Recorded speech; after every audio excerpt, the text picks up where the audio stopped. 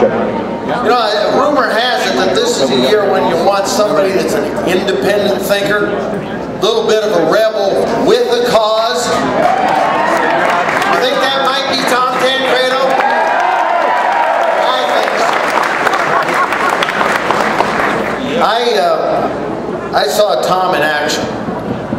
You know, there's not a lot of shrinking violets back there in the House of Representatives or in the United States Senate. That's a town that attracts some pretty big egos. And it's kind of tough to elbow your way through and really make a mark. That thing we call leadership. You give me another name of anybody who took a critical issue and made it a national issue all on his own.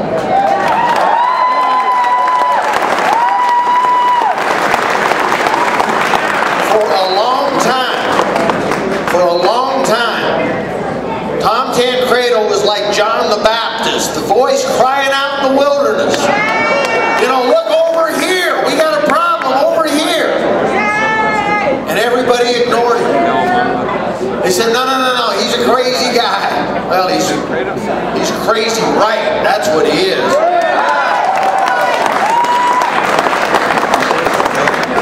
You want somebody that you know, somebody that you can believe, somebody who's been vetted,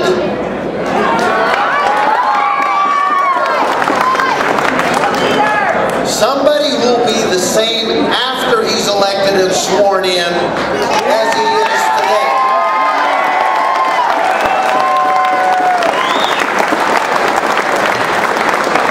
Somebody who's got a backbone and not one that's made out of spaghetti.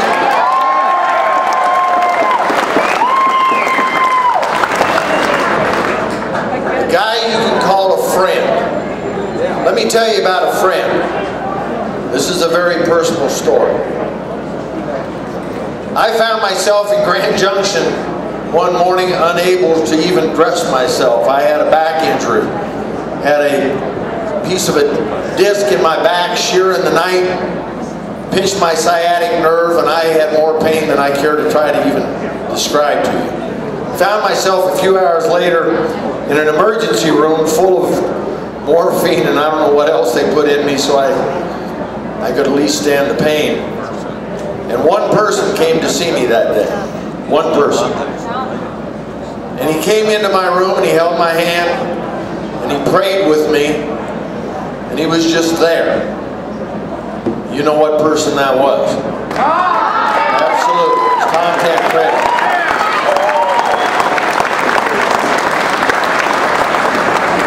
This is not only a principled man, a strong man.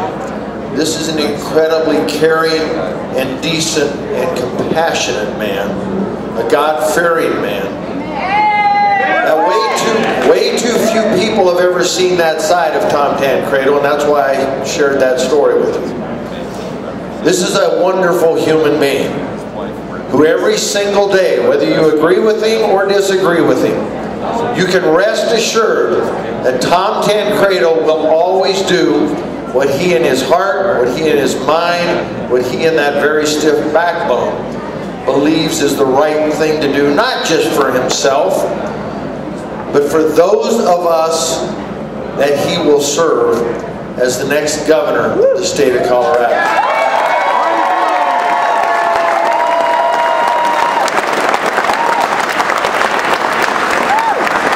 I'm a native of this state. I was born here. I've already bought my cemetery plot. I plan on staying here a while.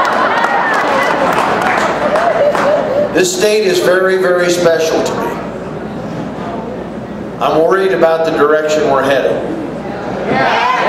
The polls tell us that a lot of people are worried about the direction that this state is headed and this nation's headed. If there was ever a time to break the mold of let's just give another politician another try and let's just do it all over again, it's this year. It's right now.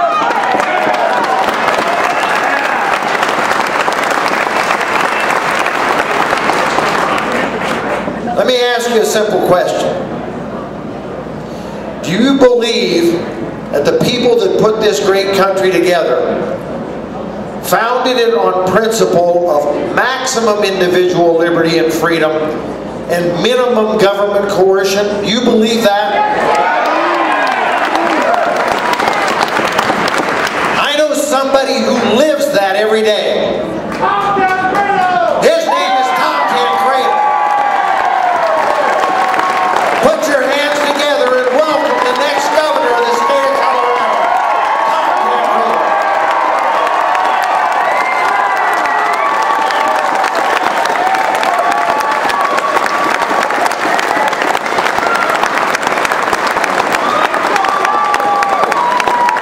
Oh, man.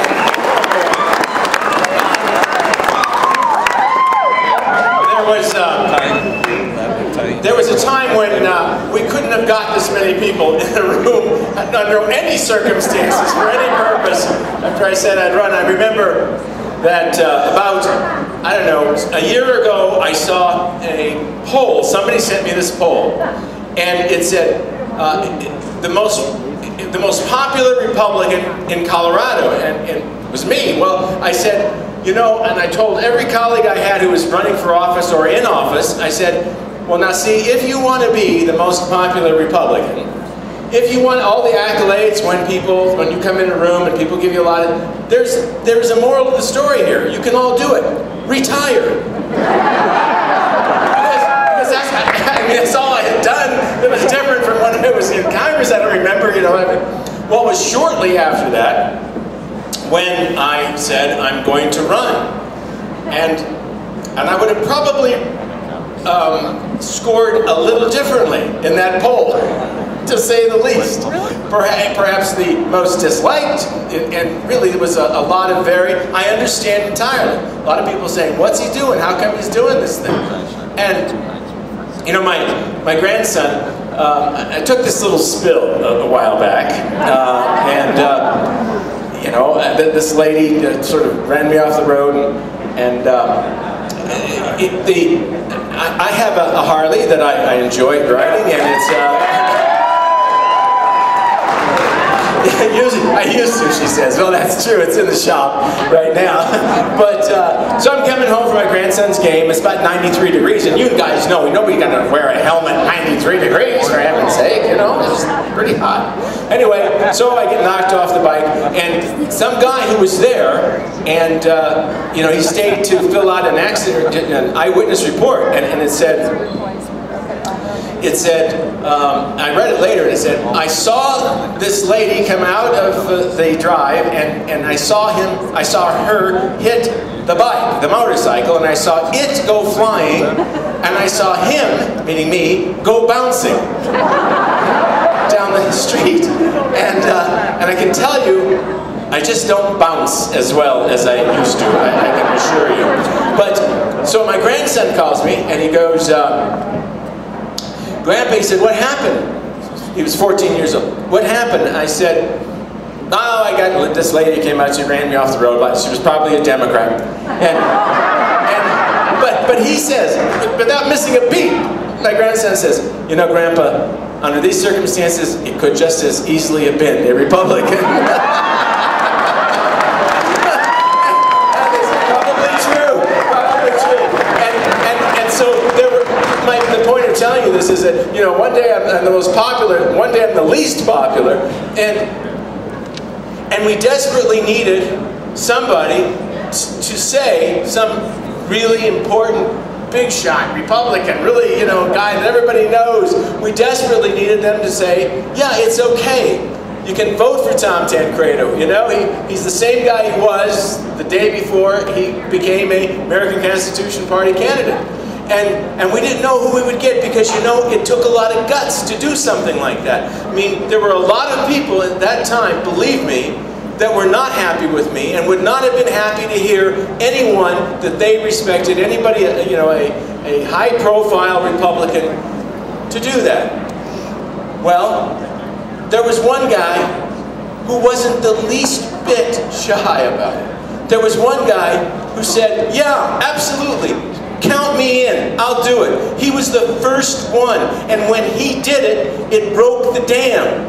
then all kinds of people started saying, well, if Bob Beauprez said it's okay, then it must be okay, you know? And it was just so wonderful. I had to tell you, just like when he was telling that story, man, I almost cried again. You have to understand, buddy. You tell that often enough. I'm Italian. I cry at Hallmark commercials or something. And so it really is. It's very, very touching. And it was at that time. And Bob, I cannot ever thank you enough. God bless you, buddy.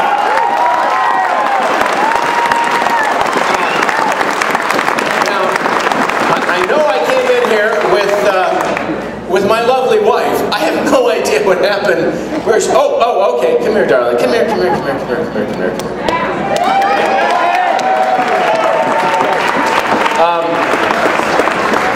This is my wife, Jackie,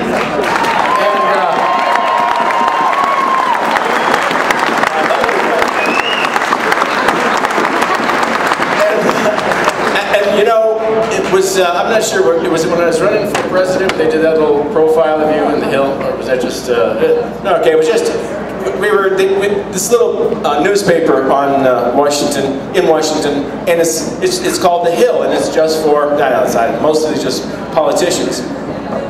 Yeah, I better leave my hand out, she says, or I can't talk, you're right.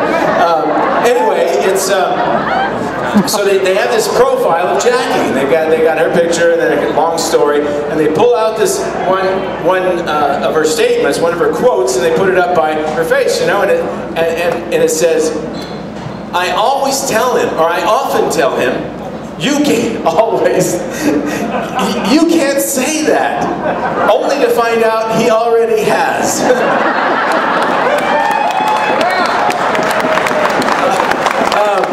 So she's had, you know, it's been difficult for her too, you know, from time to time. Let's see, Nathan Chambers, Bo and Lynn Cottrell. What can I say about the work you've done to put this thing together? It is incredible. Let's please give them a hand.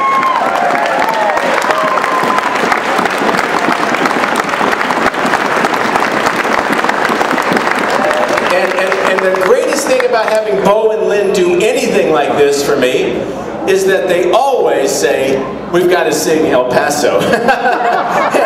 and usually we do it at the end so we don't drive everybody out of the building, you know, at the very beginning. I just wish my little grandson, another grandson story, okay? Another grandson, he was 9 at the time this happened, but that was the grandson that was, and I know some of you have heard this, I've said it many times, but every time something like this happens, I keep thinking, gosh, I wish he was here. I wish William was here, because he's the one that really, really liked Grandpa being in politics and, you know, being in elected office. He was really proud of it, and he'd go to school and he'd talk about it, and he said, you know, the other ones, they all like it, they're all fine, they'd go, yeah, Grandpa's in politics, we're gonna and he said, oh, there's Grandpa on television, yeah, where are the cartoons? You know, they were just not that excited about it, but he was, and he loved it. So when I was gonna quit Congress, when I was going to retire, I called him and called him up and I said, hey, listen, buddy, I got to tell you, Grandpa's not going to be in Congress anymore. We're going to stop that, and it was a lot of fun and everything, but I just want you to know, no more people coming up to us all the time and saying nice things, and, you know, won't see me on television. He goes, well, okay. So 3 or 4 months later, we are at this restaurant in Lakewood.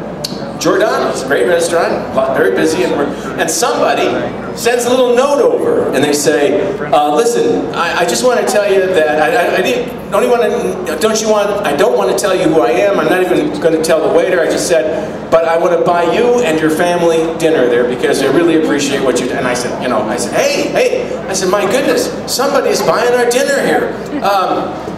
Order more wine. No, I didn't say that. I didn't.